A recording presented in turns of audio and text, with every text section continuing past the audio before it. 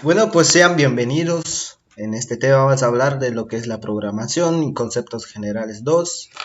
Acá su servidor nuevamente, José Smascham, elaborador de esta presentación en PowerPoint. Y pues acá nos vamos a enfocar en lo que es los conceptos de la programación. Ya más adelante vamos a tratar de decir cuáles son los temas que vamos a ver.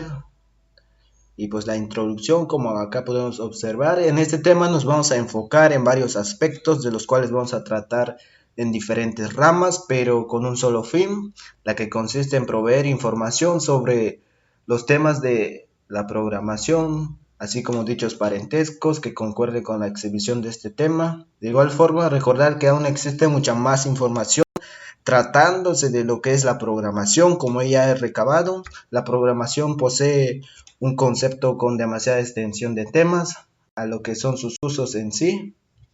Y como ya tenemos información básica, es importante decir que esta pertenece a una de ellas igual. Y pues bien, vamos a dar inicio. Los temas que vamos a ver en esta presentación es qué es un programa y qué es un lenguaje de programación, lenguajes de bajo y alto nivel, lenguaje de máquina, tipos de lenguajes de programación, qué son los paradigmas de programación, introducción e instalación a Python, que en este caso es, si no me equivoco, es un pequeño video. La ejecución y compilación de un programa con Python, igual es, creo que es un video. Las variables de Python, igual es un video. Manipulación de cadenas de caracteres string, los comentarios, tipo de datos, entrada de datos desde el teclado, operadores aritméticos, expresiones lógicas. Las expresiones lógicas tienen que ver con la manera en que se desarrollan los algoritmos que ya vimos en el pasado video.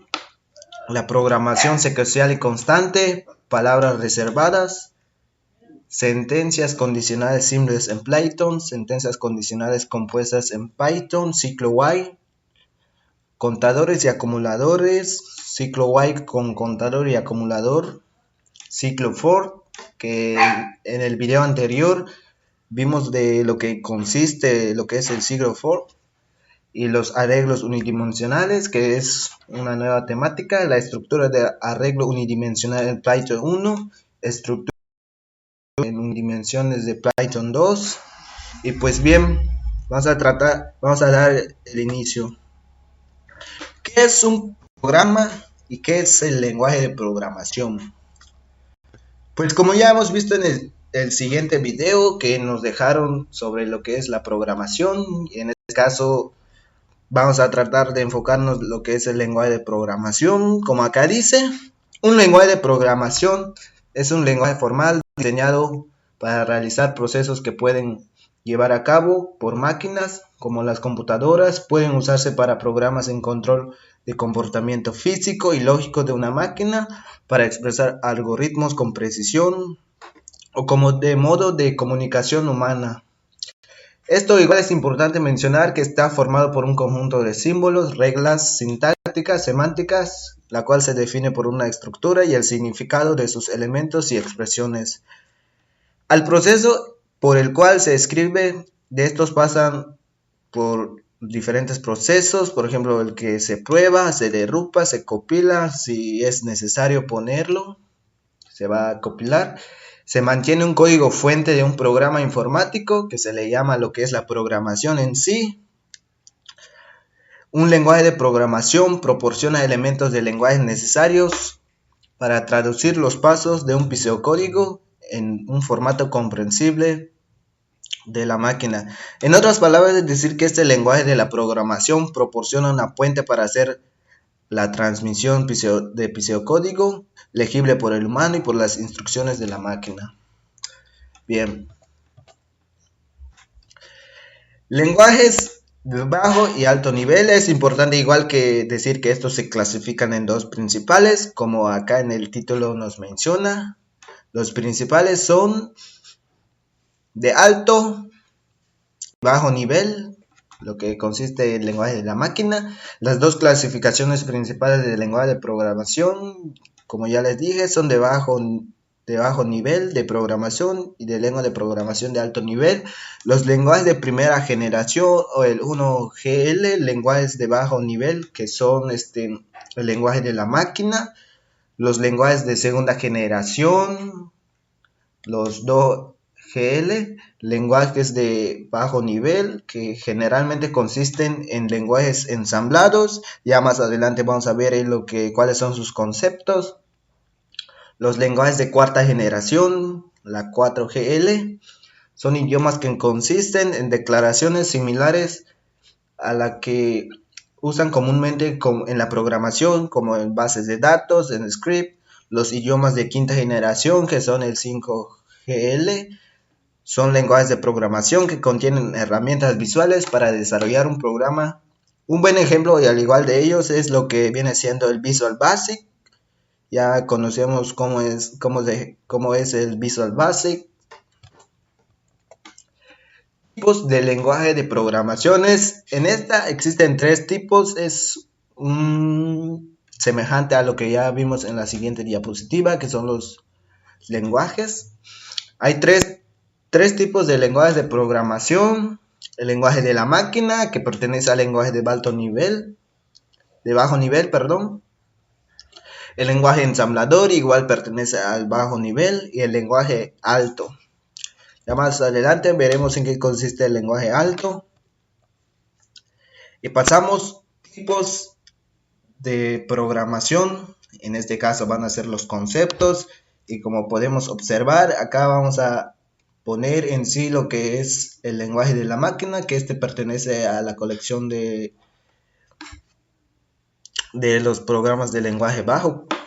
El lenguaje de la máquina es una colección de dígitos binarios o bits que una computadora lee e interpreta. Los lenguajes de una máquina son únicos idiomas que las computadoras entienden, aunque las computadoras que las entienden fácilmente. Los lenguajes de la máquina son casi imposibles de usar por los humanos, bueno, ya que consiste complejamente de números. Los idiomas de bajo nivel están más cerca del idioma utilizado por la computadora, mientras que los idiomas de alto nivel están más cerca de los idiomas de lo que es nuestra especie humana. Como podemos observar, tenemos un pequeño ejemplo de lo que es cómo puede ser el lenguaje de la máquina. El motor rota a la izquierda, un tipo de comandos que se pueden observar en la imagen. Y bien, tipos de lenguaje de programación, seguimos con el mismo tema. Ya les había mencionado que estos son conceptos. Y acá venimos a explicarles lo que es el lenguaje ensamblador. Ya vimos previamente en la anterior diapositiva. El lenguaje de ensamblador, con esto existe un pequeño problema con lo que es la computadora, que no comprende el código de ensamblado, por lo que es importante que nosotros lo convertamos en un formato en código de máquina, para que la computadora lo entienda. Los programas de lenguaje normalmente usan lo convierten mediante una aplicación llamada ensamblador, la cual puede hacer que lo convierta en un formato de máquina, un lenguaje de máquina, para que se pueda comprender. Y al igual tenemos un ejemplo de estos, como podemos ver lo que es el lenguaje de máquina, cómo está programado, el lenguaje ensamblador y cómo se convierte a lo que es el idioma humano.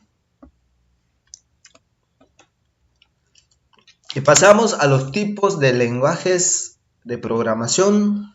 Son del mismo tema, los conceptos, y en vamos a tratar de decir lo que es el lenguaje de alto nivel. Bueno, los idiomas de alto nivel pues nos permiten escribir códigos en la computadora usando instrucciones que se asemejan al lenguaje cotidiano. Por ejemplo, imprimir, sí, mientras, entre otros, que luego de estos que luego se traducen al lenguaje de la máquina, que pueden ser ejecutados por los programas escritos y en un lenguaje que la máquina pueda comprender para que puedan ser ejecutados antes. Algunos lenguajes de la programación usan un compilador para realizar esta traducción y otras usan un intérprete. Por acá podemos ver lo que es un ejemplo, un tipo de algoritmo para que comprenda más el tema. El código Java usa un compilador, Bitcode Class. En estos, la rama se divide en lo que las diferentes comprensiones en que se puede hacer cuando ya es el tema, el lenguaje de alto nivel en Windows, en Linux y en Mac OS.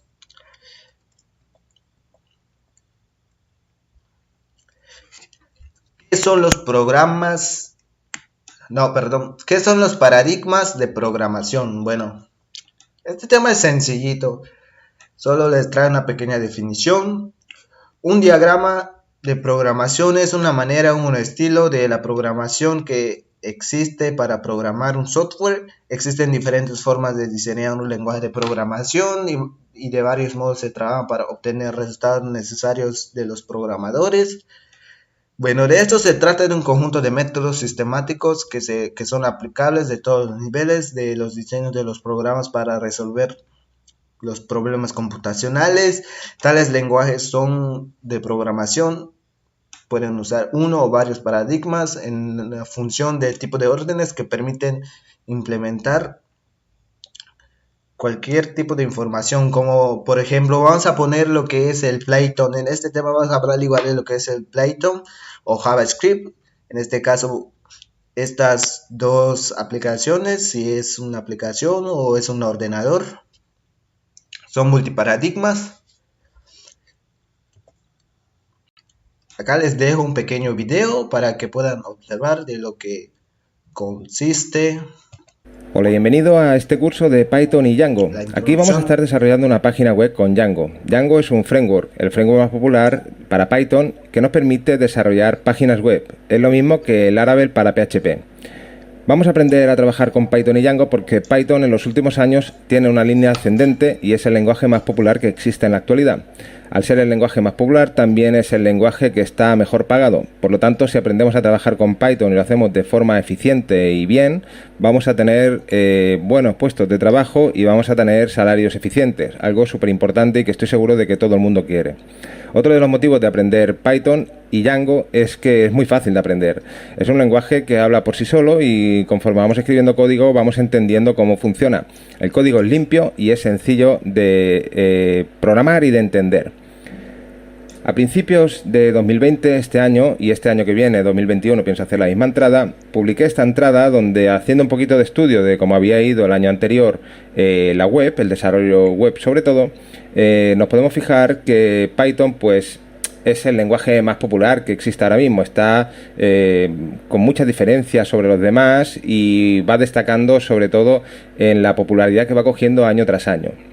Aquí podemos ver que tiene una línea ascendente y por ejemplo podemos ver que Ruby pues tiene una línea descendente donde era bastante popular y ha bajado muchísimo su popularidad. TypeScript también podemos ver que salió en 2017 y que la línea también es muy ascendente, aunque de 2018 a 2019 parece que se ha estabilizado un poco. PHP hizo una pequeña bajada, se mantiene en cuarta posición, pero podemos ver que Python sigue subiendo y a día de hoy es el lenguaje más popular que existe. Esto es así porque nos permite desarrollar múltiples tipos de aplicación. Podemos acceder a la web, podemos acceder al dispositivo, podemos desarrollar aplicaciones de escritorio, podemos hacer realmente lo que nos apetezca. Aparte también que el mundo de la inteligencia artificial y Machine Learning y todo lo relacionado está muy vinculado también con Python y está súper integrado. Así que dicho esto, vamos a estar trabajando con este poderoso lenguaje de programación y también pues con este poderoso framework, que en este caso sería Django. Si hacemos 3/4 de lo que es Python, aquí en la Wikipedia nos dice que Python es un lenguaje de programación interpretado, por lo tanto necesita un intérprete para poder ejecutar el código.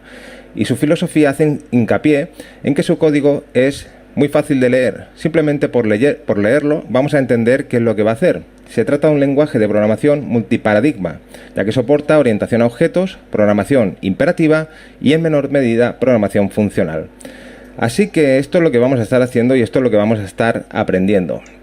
Si quieres un poco más de historia sobre Python, puedes revisar esta web. Aquí tenemos unos cuantos ejemplos y bueno, es realmente fácil de aprender, como ya he comentado anteriormente. Instalación. Para hacer su instalación es muy fácil. Simplemente tenemos que venir a la web de Python y lo mejor que podemos hacer es ir a la sección de Downloads y desde aquí pulsar en el botón amarillo. Podemos descargarlo para Windows, para Linux, para Mac, también para otros, pero normalmente vamos a estar en estos tres sistemas. Así que simplemente descárgalo para tu sistema. Con este botón ya te va a detectar el sistema operativo y una vez lo hayas instalado, será un ejecutable que tienes que hacer un wizard. Vas a ir pasando todos los pasos y configurándolo y dándole a todo que sí.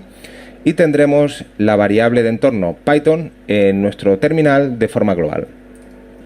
Por lo tanto, si yo vengo a un terminal y ejecuto Python, lo que va a hacer mi terminal es coger la versión que yo tengo por defecto configurada. Si ejecuto, fíjate que me dice que tengo la versión 2.7.10. Vamos a salir del terminal y ahora voy a ejecutar Python y le voy a dar al tabulador. Fíjate que me aparecen todas las versiones que tengo instaladas y yo podría seleccionar la última, la 3.8, así que voy a pulsar 3.8 y ahora sí me dice que estoy utilizando la shell de Python con la versión 3.8.5, que es la versión que nosotros vamos a estar utilizando en este curso, en este caso la última versión de Python. Con esto vamos a dar por concluido este vídeo y en los próximos vídeos vamos a estar creando nuestro proyecto, revisando herramientas súper interesantes de Python y Django. Vamos a ver cómo crear entornos virtuales para tener nuestro propio entorno virtual, que será como una zona aislada para nuestro proyecto donde vamos a manejar versiones y muchas más cosas que estoy seguro de que te van a gustar y te van a ayudar mucho. Este curso es gratuito tanto para la plataforma de cursos de desarrollo web como para YouTube. Va a estar publicado en YouTube y en la plataforma de cursos. Si estás en YouTube, te agradezco que te suscribas al canal, que le des me gusta, que pongas un comentario con tu opinión y que lo compartas. Es la forma de llegar a todo el mundo y de seguir creando material gratuito, ya que de otra forma no tiene sentido. Los archivos del proyecto final los vas a poder descargar. Te dejo el enlace en la descripción del canal del vídeo de YouTube si estás en YouTube, y desde ahí vas a poder acceder a la página y pulsando aquí vas a poder crear una nueva cuenta y una vez te registres de forma gratuita, confirmas tu correo electrónico, vas a poder ir al curso que estamos desarrollando, al curso en cuestión, y descargar los archivos por si tienes dudas, para que tengas simplemente el proyecto final con todo lo que vamos a estar haciendo. Un saludo, muchas gracias por tu tiempo. Bueno, en esto vamos a hablar de lo que es la ejecución y compilación de un programa Python, como ya les mencioné. Este es un pequeño video y pues espero que sea de su agrado. Ejercicio número 276 de Python. Nos han solicitado que terminemos la ejecución de un script Python a través de la función exit. Es una función incorporada en Python. Ok, entonces supongamos que estamos tratando de capturar un número del usuario y ese número eventualmente no es válido. Entonces escribimos aquí número, invocamos la función input, le pedimos al usuario digite un número. Ok, le estamos pidiendo directamente un número. Ok, guardamos. Voy a escribir aquí primero cadena. ¿Por qué? Porque la función input retorna una cadena de caracteres. Luego vamos a intentar convertir esa cadena a número. Ok, pasamos como argumento a la función int la cadena. Pero ¿qué puede ocurrir? Que la cadena no represente un número válido. Por lo tanto, la invocación de la función int falla. El tipo de error que produce esa función es value error. Llamemos a la variable del error como e. ¿Listo? Entonces, mostramos en pantalla el error. Escribamos aquí error, 2 puntos. Y pasamos como segundo argumento de la función print el error que se produjo. Invoquemos la función exit y además especificamos como argumento el código de salida 1 para indicar que la terminación ha sido anómala. Acá también invocaremos exit, pero con el código de salida 0 para indicar que la salida ha sido satisfactoria. Entonces ejecutamos, especifiquemos aquí 5 y el programa termina de forma satisfactoria. ¿Qué pasa si escribimos, por ejemplo, 5A?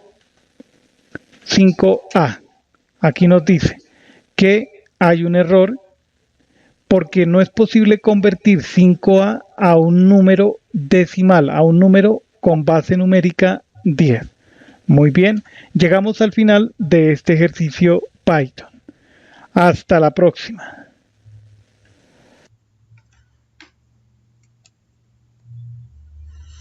Bueno, acá vamos a tratar de lo que son las variables en Python.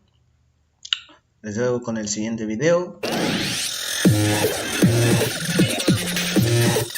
Quiero enseñarte sobre las variables. En las programaciones de la computadora puedes guardar datos como variables. Por ejemplo, si escribimos x es igual a 5, entonces cada vez que referimos a x, la computadora la va a tratar como 5. Puedes sobreescribir esto en cualquier momento asignando x un número diferente. Por ejemplo, x es 6. Ahora la computadora nos da 6 cuando referimos a x. Las variables no solo tienen que ser números. Existen muchos tipos de datos que puedes guardar como una variable. Los números sin un decimal son int, que quiere decir entero. Los números con decimal son float. Y letras o símbolos adentro de comillas son strings o cadenas. Si quieres saber el tipo de dato de una variable, solo tienes que hacer es escribir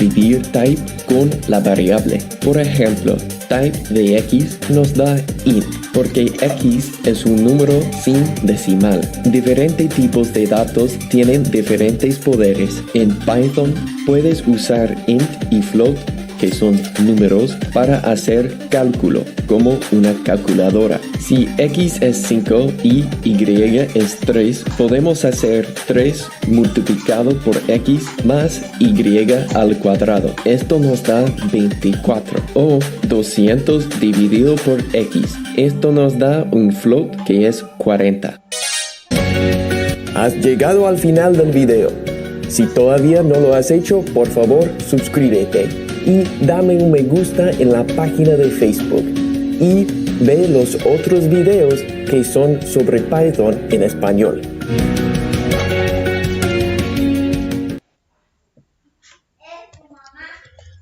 Bueno, vamos a hablar de lo que es esta diapositiva. Vamos a hablar sobre lo que es la manipulación de cadenas de caracteres, strings. La manipulación de cadenas, pues en sí, como ya vimos en el siguiente video, que para representar una cadena, o como es llamado por su nombre, que es el string, acá nos dice, es una cadena de caracteres. String son un conjunto de caracteres donde un carácter vale lo mismo que un bit. Podemos alterar una cadena, modificar una cadena, buscar un determinado carácter de una cadena, reemplazar un carácter, entre otros más, mediante lo que es una serie de funciones que nos permitan trabajar con cadenas de texto. Y bien, las funciones y las operaciones disponibles para la manipulación de cadenas de caracteres según su uso, aunque probablemente son denominados como funciones de alguna construcción de un lenguaje. En estas son las sentencias y se tratan sobre lo que es la impresión de cadenas. Un ejemplo, búsqueda de cadenas, comparación de cadenas, manipulación de subcadenas, conversión de cadenas, recorte de cadenas, relleno de cadenas, máscara de caracteres, transformación para la que es HTML, expresiones regulares, funciones generales, FOPEM, archivos de texto externo. Y esos son lo que probablemente podría suceder. para lo que son la manipulación de las cadenas de los caracteres de string. Pasamos a lo que son los comentarios en la programación de la computadora. Bueno, un comentario es una constitución de un lenguaje de programación que se designa para incrustar anotaciones leíbles al programador en el código fuente de un programa informático. Estas anotaciones son potencialmente significativas para lo que son los programadores, aunque usualmente son ignorados por los compiladores e intérpretes. Los comentarios con vistas a su mantenimiento, estos nos pueden ayudar a lo que es la reutilización, la sintaxis de reglas. Los que son los comentarios varían usualmente en su especificación, por las cuales son definidas para cada tipo de lenguaje de programación. Se ha de tener en cuenta que los comentarios necesitan mantenimiento igual que el código y por lo tanto un comentario preciso y conciso es más fácil de mantener que uno largo y repetitivo y complicado. Los comentarios, tienen una amplia gama de posibles usos, desde mejorar el código fuente con descripciones básicas hasta la generalización de lo que es un documento externo. También se utiliza para integrar con sistemas de control de versiones y otros tipos de herramientas de programación externas que existen. Y bien, pasamos a lo que es la siguiente diapositiva. Tipos de datos. Acá, como podemos observar, en la programación, un tipo de dato informático o simplemente es un atributo de los datos que se indica a un ordenador y al programador sobre la clase de datos que se va a tratar. Esto concluye imponer restricciones en lo que son los datos, como los valores que pueden tomar operaciones, se pueden realizar. Los tipos de datos comunes son números enteros, números con signos negativos, números con coma flotante, decimales, cadenas de alfanuméricas, estados, booleanos, entre otros más. Algunos tipos de datos son usados en lo que es el C++. Acá hay un pequeño ejemplo de lo que consisten los tipos de datos: verdadero, falso, 1, cómo se enumera, cómo pueden que el comando lo entienda. Lo que es el float double ya lo vimos en el último video que vimos. Y pues pasamos con la siguiente diapositiva. En este caso son la entrada de datos desde el teclado con la función input. Bueno, para la función input, sencillamente permite solicitar datos que sean externos, escritos para ser procesados. Una vez que se inicia esta función de ese programa, se detiene esperando la respuesta hasta que se pulsa la tecla Enter. Dentro de un paréntesis de la función, si se requiere, se escribirá el texto a visualizar en la solicitud, como ya es un ejemplo del input: ¿en qué año se descubrió América? Ese es un ejemplo como podríamos usar la entrada de datos con la función input. La respuesta se hará a través del intérprete shell desde el teclado. Para almacenar es necesario asignar una variable en caso contrario se perderá. Como ya vimos, este es el mismo ejemplo como sobre lo que es la programación. El año es igual a input, en qué año se descubrió América. Una vez sea finalizada la solicitud de datos, se devuelve al intérprete como una cadena de texto script. No se debe olvidar convertirlo a un tipo de dato que se exprese para utilizarlo en forma correcta. Puede convertirse en un número entero, lo que es el año, con la función input. Ya en los paréntesis vemos cómo se relacionan entre sí, cómo se puede poner para que un computador lo pueda leer. En este ejemplo, pues es práctico de la solicitud con la que se está trabajando, lo cual es año input. ¿En qué año se descubrió América? En este caso, el print va a ser con el paréntesis más del año que fue en que se descubrió América, años desde que se descubrió América. Y bien, pasamos a lo que son los operadores aritméticos. Bueno, este tema es igual sencillo, no es nada de complicación, al menos que nos enfoquemos más en sobre lo que es el tema de procesadores aritméticos. Allá sí vamos a poner ejemplo, cómo se desarrollan diferentes tipos, sus tipos, con cada ejemplo en específico. Pero en este caso solo vamos a poner la definición y algunos ejemplos más o menos en lo que consiste. Bueno, los operadores aritméticos toman valores numéricos, ya sean literales o variables, como sus operandos, y retornan un valor numérico 1. Los operadores aritméticos estándar son de acción como lo que es la suma, que se representa entre paréntesis con más, la sustracción o lo que es sinónimo de resta, igual se representa paréntesis con el signo menos, entrelazados igual. La multiplicación, como ya sabemos, acá para no confundir al programador podemos usar lo que es el asterisco, y en tanto a lo que es la división tenemos ejemplo de lo que cómo se desarrolla. Y bien, expresiones lógicas. Bueno, las expresiones lógicas booleanas, la expresión lógica es aquella cuyo valor siempre es verdadero o falso en las variables lógicas, que pueden tomar solo dos valores en esencia. Una expresión lógica es una expresión que solo se puede tomar, como ya he mencionado, son los valores verdadero o falso. Las expresiones lógicas se forman con combinación constante de lógicas, variables de lógicas y otras expresiones lógicas, utilizando operadores lógicos not, and, or y otros operadores relacionados con lo que es la comparación. Si nos damos cuenta, podemos tomar como un breve ejemplo a lo que es Excel. Cuando ponemos un valor y nosotros queremos que sea verdadero o falso, siempre va a consistir en expresiones lógicas. Y pasamos a lo que es programación secuencial y constantes.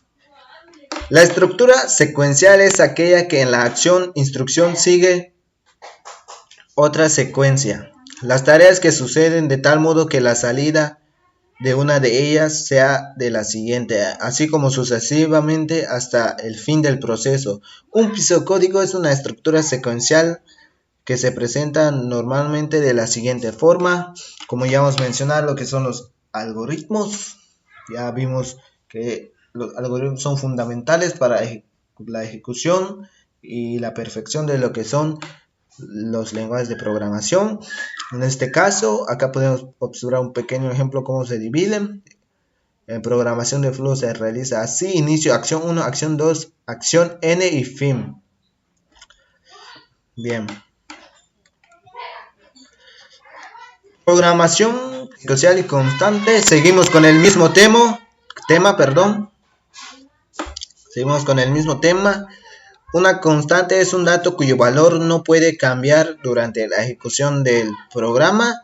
Se escribe un valor de un elemento de la compilación y este permanece inalterado durante todo el programa, lo que quiere decir hasta con solo la palabra lo que significa programación constante, que no puede adquirir un cambio durante todo el programa, porque es sobre la programación constante. Las constantes se declaran en una sesión que comienza con la palabra const. Después de declarar una constante ya puedas usarla en el cuerpo principal de un programa. Tiene varios usos. Sin miembro en expresión en una computadora, asignar su valor de una variable, entre otros más. Se puede hacer una visión de las constantes que constan en 3 clases: constantes literales, constantes declaradas, constantes con expresión. Bien. Palabras reservadas. Bueno, Acá las palabras reservadas o keywords de Python son aquellos nombres que se incorporan en el lenguaje, los cuales no pueden ser reemplazados por un valor determinado. Funciones como las funciones, clases, variables, o al alternar su funcionamiento en las versiones X1, el lenguaje de la cuenta con 31 palabras reservados que, como podemos observar, se ubica en este pequeño apartado. En Python, las tres palabras como el X y el print han sido removidas y ahora se presentan como funciones incorporadas por defecto. Por el contrario, se han añadido los términos async, await, onLocal, true, false y none. Los últimos tres ya se encontraron en versiones anteriores, a la que, aunque como las variables son predominadas con la excepción de no, asking y wait, solo están disponibles a partir de Python 3.5, y en este caso les traigo un pequeño ejemplo de lo que es Python 2 y el Python 3. Y bien, seguimos con las sentencias condicionales simples de Python. Disculpen un momento, voy a abrir la puerta.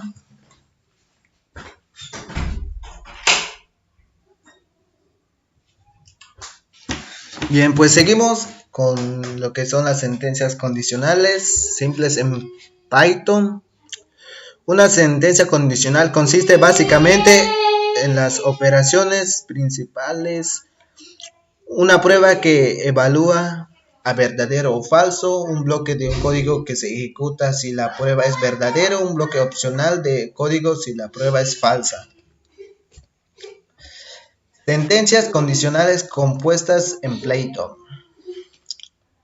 Las sentencias compuestas contienen grupos de otras sentencias. Estas nos afectan, controlan la ejecución de estas otras sentencias. De alguna manera, estas generan las sentencias compuestas que abarcan líneas, aunque normalmente se presentan en una sentencia compuesta completa. Puede estar contenida en una línea, como las sentencias if, will y for.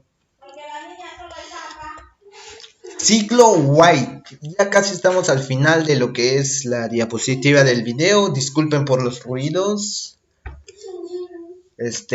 Los ciclos while son también una secuencia estructurada clínica que nos permite ejecutar una o varias líneas en el código de manera repetitiva sin necesidad de tener un valor inicial, e incluso a veces sin ni siquiera conocer cuándo se va a dar el valor final que esperamos. Con los ciclos while no dependen directamente de los valores numéricos, sino de los valores booleanos, es decir, su ejecución depende del valor de verdad de una condición dada, así si es verdadera o falso, nada más. En este modo, los ciclos while son mucho más efectivos para las condiciones indeterminadas que no conocemos cuando se van a dar, a diferencia de los ciclos for, con los cuales se debe tener en claro el principio, un final y un tamaño de paso que se debe realizar. Contadores y acumuladores. Ya más o menos vamos a concluir lo que es el video. Y no sé si tenga mucho tiempo, pero voy a tratar de ser lo más rápido posible. Bueno, un contador se entiende por lo que es una variable en que la cuenta de un número a veces que se ha cumplido una condición. El ejemplo siguiente acá del programa de un contador es como, por ejemplo, acá podemos observar que los contadores son en este caso es un variable de programación de una cuenta. De contador es una variable de cuenta. Por lo tanto, tenemos los siguientes ejemplos. Se ejecuta la primera instrucción del programa. En este caso se imprime el párrafo del comienzo, lo cual es este. Y seguimos con los acumuladores. Se entiende por acumulador una variable que actúa el resultado de una operación. Por ejemplo, si es un ejemplo de un programa o con acumulador, en este caso la variable se se hace de acumulador, en este caso igual es como una suma, es lo contrario de lo que son los contadores. Los contadores, como ya vimos en la siguiente diapositiva, son los que ponen las cuentas, y en este caso son los que acumulan. Igual les traigo un pequeño ejemplo, no es el mismo. En este caso se ejecuta la primera instrucción del programa, que es esta. En este caso se imprime el comienzo del párrafo, acá se muestra de igual manera. Y pasamos a lo que es el famoso ciclo for. Bueno, los ciclos for, lo que se conoce como estructuras de control de flujo clínicas o simplemente estructuras cíclicas, disculpen. Estos ciclos, como su nombre lo sugiere, nos permiten ejecutar una o varias líneas de un código de forma iterativa, conociendo un valor específico inicial, otro valor para su finalización. Además nos permiten determinar el tamaño del paso entre cada giro o iteración del ciclo. En resumen, en palabras más sencillas, un ciclo for es una estructura de control iterativa que nos permite ejecutar de manera repetitiva un bloque de instrucciones, conociendo previamente un valor de inicio, tamaño de paso, un valor final para lo que es este ciclo for. Y pasamos a lo que son los arreglos unidimensionales. Ya mero terminamos el video, nos faltan 2 temas por ver. Un arreglo se define como una colección finita homogénea y ordena de elementos como se ha definido antes, pero principalmente se caracteriza por ser unidimensional, por lo que tiene una sola dimensional, como se muestra a continuación en este video, en esta pequeña imagen. Un arreglo tiene la característica de que puede almacenar n cantidad de elementos del mismo tipo y además permite el acceso a cada uno de estos elementos. En este caso se distingue por 2 partes de los arreglos: los componentes, los índices. Para la referencia a un componente de un arreglo se necesita el nombre del arreglo, el índice del elemento. Y como podemos ver, acá ya están definidos lo que son los 2 tipos de arreglos. Hace referencia a lo que son los elementos que componen o forman el arreglo, es decir, son los valores que almacenan en cada una de sus casillas. Acá los podemos ver igual, los podemos ver enumerados: componentes de arreglo, índices de arreglo, el nombre de arreglo, como ya les venía mencionando. Bien,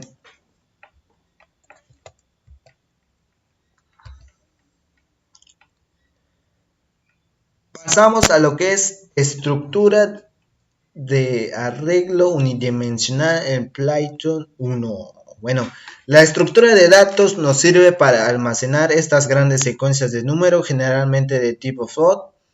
Como ya vimos anteriormente en los videos, ya sabemos lo que quiere decir lo que es el float. Es el arreglo. Los arreglos tienen alguna similitud con las listas. Los elementos tienen un orden y se pueden acceder mediante su posición. Los elementos se pueden recorrer usando un ciclo for y de igual manera. Sin embargo, también algunas restricciones. Todos los elementos del arreglo deben tener el mismo tipo. En general, el tamaño del arreglo es fijo, no van creciendo dinámicamente como las listas. Se ocupan principalmente de almacenar datos numéricos. A la vez, los arreglos tienen muchas ventajas sobre las listas. Queremos descubriendo mediante nos enfoquemos más en lo que es las estructuras unidimensionales, lo que es Python, pero en este caso vamos a omitir lo que es eso y pasamos a lo que es la estructura de arreglo unidimensional de Python 2. Bueno, en este tipo de accesos, los arreglos unidimensionales, en este caso directo, es decir, que podemos acceder, como ya hemos mencionado, a cualquier tipo de elemento sin tener que consultar elementos anteriores o posteriores. Mediante el uso de un índice, cada elemento del arreglo que nos da su posición relativa. Para implementar arreglos unidimensionales se debe reservar espacio en la memoria. Los arreglos nos permiten hacer un conjunto de operaciones para manipular los datos y guardarlos en estas operaciones. Al igual se buscan lo que es la ordenación, buscar, insertar, eliminar, modificar, entre otras varias. El siguiente arreglo unidimensional donde va a guardar 5 datos de tipo entero, integer,